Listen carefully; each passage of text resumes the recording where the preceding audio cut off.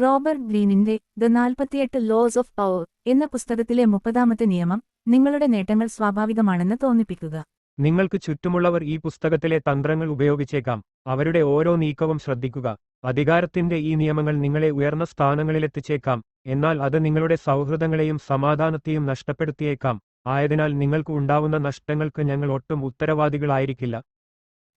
ഈ നിയമം പറയുന്നത് നിങ്ങൾ ഒരു വലിയ വിജയം നേടിയാൽ അതിനുവേണ്ടി നിങ്ങൾ എത്രമാത്രം കഠിനാധ്വാനം ചെയ്തു എന്ന് മറ്റുള്ളവരെ അറിയിക്കാതിരിക്കുക എന്നതാണ്. നിങ്ങൾ ഒരു കാര്യം വളരെ എളുപ്പത്തിൽ നേടിയതുപോലെ തോന്നിക്കുക.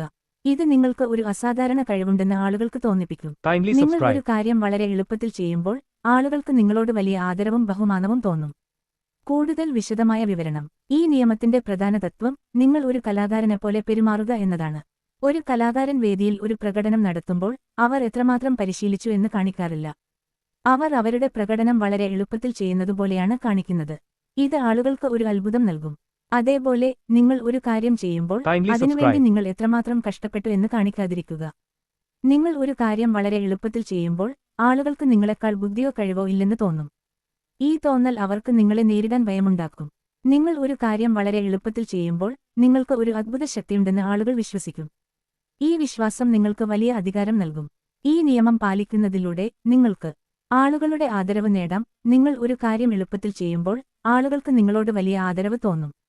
എതിരാളികളെ ഭയപ്പെടുത്താം. നിങ്ങളുടെ കഴിവുകൾ നിങ്ങളുടെ എതിരാളികളെ ഭയപ്പെടുത്തും. നിങ്ങളുടെ പ്രശസ്തി വർദ്ധിപ്പിക്കാം. നിങ്ങൾ ഒരു കാര്യം എളുപ്പത്തിൽ ചെയ്യുമ്പോൾ നിങ്ങളുടെ പ്രശസ്തി വർദ്ധിക്കും. ചുരുക്കത്തിൽ, നിങ്ങൾ ഒരു കാര്യം ചെയ്യാൻ ആഗ്രഹിക്കുമ്പോൾ അതിനുവേണ്ടി നിങ്ങൾ എത്രമാത്രം കഠിനാധ്വാനം ചെയ്തു എന്ന് മറ്റുള്ളവരെ അറിയിക്കാതിരിക്കുക. ചില ഉദാഹരണങ്ങൾ. ചരിത്രം. അലക്സാണ്ടർ ചക്രവർത്തി ഒരുപാട് യുദ്ധങ്ങൾ നേടി. എന്നാൽ അദ്ദേഹം അതിനുവേണ്ടി എത്രമാത്രം കഠിനാധ്വാനം ചെയ്തു എന്ന് ആളുകളെ അറിയിച്ചിരുന്നില്ല. അദ്ദേഹം തന്റെ വിജയങ്ങൾ സ്വാഭാവികമാണെന്ന് തോന്നിപ്പിച്ചു. ഇത് അദ്ദേഹത്തിന് ഒരു വലിയ നേതാവാകാൻ സഹായിച്ചു. സിനിമ. ബാഹുബലിയിലെ അമരേന്ദ്ര ബാഹുബലി ഒരുപാട് യുദ്ധങ്ങൾ വിജയിച്ചു. എന്നാൽ അദ്ദേഹം അതിനുവേണ്ടി എത്രമാത്രം കഷ്ടപ്പെട്ടു എന്ന് ആളുകളെ അറിയിച്ചില്ല.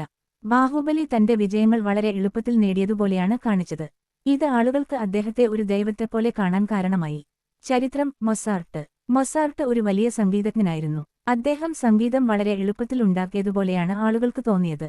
എന്നാൽ മൊസാർട്ട് അതിനുവേണ്ടി ഒരുപാട് കഷ്ടപ്പെട്ടിരുന്നു. അദ്ദേഹത്തിന്റെ ഈ സ്വാഭാവിക കഴിവ് അദ്ദേഹത്തിന് വലിയ പ്രശസ്തി നൽകി.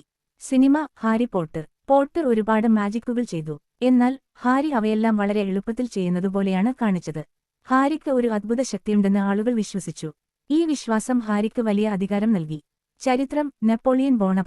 നെപ്പോളിയൻ ഒരുപാട് യുദ്ധങ്ങൾ ജയിച്ചു. എന്നാൽ അദ്ദേഹം അതിനുവേണ്ടി എത്രമാത്രം തന്ത്രങ്ങൾ ഉപയോഗിച്ചു എന്ന് ആളുകളെ അറിയിച്ചില്ല. നെപ്പോളിയൻ തന്റെ വിജയങ്ങൾ സ്വാഭാവികമാണെന്ന് തോന്നിപ്പിച്ചു. സിനിമ. The godfather.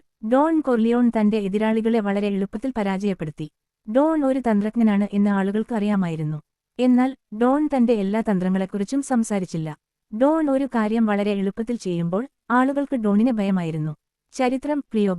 ക്ലിയോപാട്ര തന്റെ സൗന്ദര്യവും ബുദ്ധിശക്തിയും ഉപയോഗിച്ച് റോമൻ ഭരണാധികാരികളെ സ്വാധീനിച്ചു.